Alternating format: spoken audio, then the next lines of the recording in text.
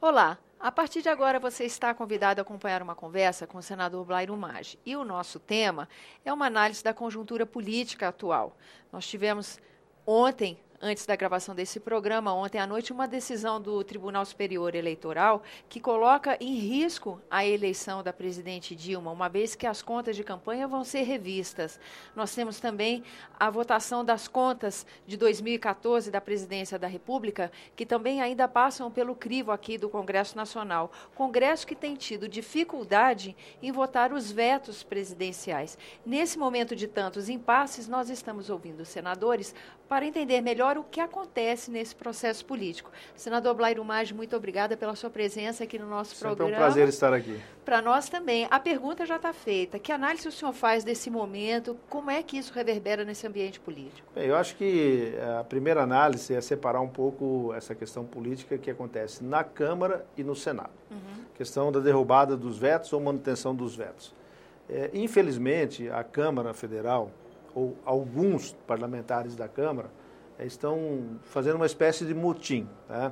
O governo não negociou isso suprapartidário ou com os partidos, uma reforma ministerial, acabou conversando com grupos dentro da Câmara Federal e acabou cedendo espaços para esse novo grupo, e os demais que ficaram de fora se revoltaram e formaram um terceiro grupo, uma nova associação dentro da Câmara, onde eles reivindicam agora partes também do governo. Então, uma situação complicada dentro da Câmara. Por isso, não tem se conseguido quórum suficiente para fazer a apreciação dos vetos. Já no Senado Federal, nós não temos esse problema. Nós não participamos aqui, nenhum dos senadores participou de qualquer negociação nesse momento com o governo federal. Não foi pedido espaço, não se ampliou espaço. Nós estamos prontos e se olharem em todos os momentos que foi convocado o Congresso Nacional, o Senado tem estado pronto com um quórum sempre superior a 41 senadores para deliberar e votar. Cada um tem sua opinião, seu ponto de vista, se mantém o veto ou não mantém o veto, mas isso faz parte do jogo da democracia. O que não faz parte é o que a Câmara está fazendo, quase que podemos chamar de uma chantagem política. Se o governo não ceder, não há votações. Não é esse o procedimento. O procedimento é no debate, no embate, na discussão e no voto. Vai vencer sempre quem tem a maioria. E, infelizmente, isso tem trazido instabilidade política, né, e que tem acelerado a crise econômica também, porque as empresas, os empresários brasileiros olham assim: poxa, vocês não conseguem se entender minimamente no Congresso Nacional para deliberar sobre um veto ou dois vetos. Como é que vocês vão olhar o país, com que caminho vocês estão criando para que o país saia da crise que se encontra? Então, é uma situação política bastante delicada, que a gente vê o desenrolar no dia a dia aqui no Congresso Nacional, mas, infelizmente, nós do Senado somos quase que um espectador nesse processo. Nós estamos prontos a fazer aquilo que é necessário, aquilo que é a nossa missão aqui no Senado Federal. Já com respeito à questão das pedaladas fiscais que estão sendo julgadas ou no TSE, eu gostaria de me manifestar com absoluta tranquilidade e transparência nesse assunto. Todos nós somos sujeitos à mesma lei. Não tem ninguém, por ser presidente, ou ser senador, ou ser isso ou aquilo, ou partidos políticos dominantes que estão no poder, que possam ficar fora das investigações. Ora, se houve uma denúncia, a denúncia foi acatada por um membro do TSE ou for acatada por um membro do TCU, tem que seguir o processo normal, né? Investigar ou ser investigado não significa, em tese final, de que você é culpado por aquilo que está sendo feito. Há indícios, né? Então vamos investigar, vamos buscar se há mais provas ou não. E se no final desse processo, no TSE, haver consistência no que foi denunciado e dizer o seguinte: a chapa, né, encabeçada pela presidente Dilma e pelo Michel Temer deve ser cassada, pois que seja cassada. Tá? Isso é um instrumento da nossa democracia, um instrumento jurídico que nós temos.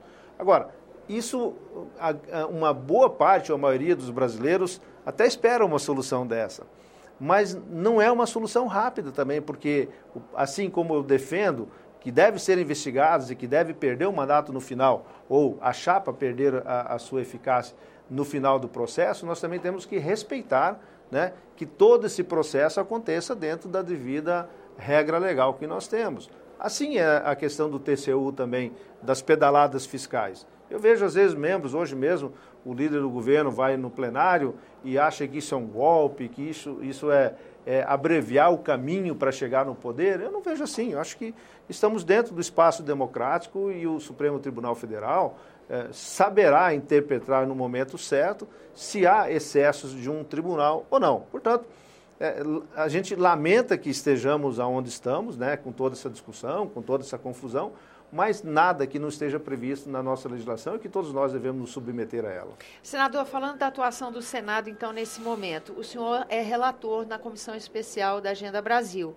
que tem justamente como objetivo dar uma contribuição do Senado para a melhoria do ambiente de negócios, para ajudar a alavancar a economia, não é isso? Perfeitamente. Como é que fica o trabalho da comissão, como é que fica o trabalho dentro do Senado, nesse momento em que política e economia estão tão sensíveis e tão ligadas, né? Está dando para fazer um trabalho? O senhor está contente com essa comissão? Olha, a comissão foi criada sugerida pelo presidente Renan e aprovada em plenário, obviamente, e ela tem como objetivo, sim, tentar pavimentar um caminho diferente na economia e algumas regras políticas para que o Brasil possa sair da crise, ajudar a sair da crise. O que nós enfrentamos nesse momento na comissão é engraçado até, né? Porque como acontecem as coisas dentro da política. Se por um lado a gente tem uma comissão para acelerar o processo, do outro lado nós temos as comissões normais, né? Como a nossa de assuntos econômicos, assuntos sociais, direitos humanos, a CCJ, enfim, desenvolvimento regional, todas elas têm projetos que lá estão, que são importantes, e que, de certa forma, deveriam sair dessas comissões e ir para a comissão especial. Então, há um ciúmes, nesse momento, das comissões estabelecidas, de falar, mas por que eu tenho que mandar isso para lá? Tá? Assim, diria assim, tem que mandar porque nós queremos acelerar o processo. Mas isso também tem um efeito paralelo interessante. Ainda ontem, nós votamos na Constituição de Justiça, um projeto que está desde 2011 aqui, que não tinha sido pautado, e ao ser solicitado para a comissão especial, o presidente da CCJ imediatamente colocou ela em apreciação, já foi votada, já entrou em processo de discussão. Então, que é o que a Comissão Agenda Brasil quer. Que ela quer. Se nós não conseguimos fazer diretamente, vamos fazer indiretamente. Também. Agora, até esse momento, nós temos votado projetos de não tem grandes importância, vamos chamar assim, magnitudes de mudar as coisas.